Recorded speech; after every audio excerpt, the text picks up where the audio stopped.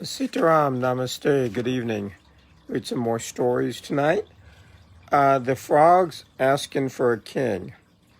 Time was when the frogs were discontented because they had no one to rule over them. So they sent a deputation to Jupiter to ask him to give them a king. Jupiter, despising the folly of their request, cast a log in the pool where they lived and said that this should be their king. The frogs were terrified at first by the splash and scuttled away into the deepest part of the pool. But by and by, when they saw the log remain motionless, one by one they ventured to the surface again.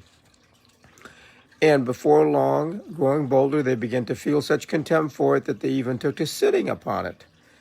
Thinking that a king of this sort was an insult to their dignity, they sent to Jupiter a second time and begged him to take away the sluggish king he had given them and to give them another and a better one. Jupiter, annoyed at being pestered in this way, sent a stork to rule over them, who no sooner arrived among them than he began to catch and eat the frogs as fast as he could. That's kind of a strange one. The olive tree and the fig tree. An olive tree taunted a fig tree with the loss of her leaves at a certain season of the year. You, she said, lose your leaves every autumn and are bare till the spring, whereas I, as you see, remain green and flourishing all the year round. Soon afterwards, there came a heavy fall of snow, which settled on the leaves of the olive, so that she bent and broke under the weight.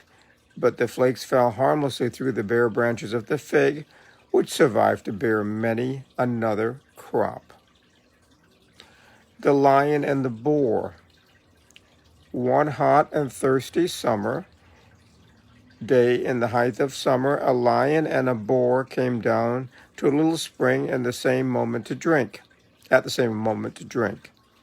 In a trice they were quarreling as to who should drink first. This quarrel soon became a fight, and they attacked one another with utmost fury. Presently, stopping for a moment to take break, they saw some vultures seated on a rock above, evidently waiting for one of them to be killed when they would fly down and feed upon the carcass. This sight sobered them at once, and they made up their quarrel, saying, "We have much better be friends than fight and be eaten by vultures." The walnut tree.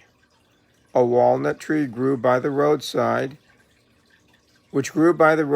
bore every year a plentiful crop of nuts.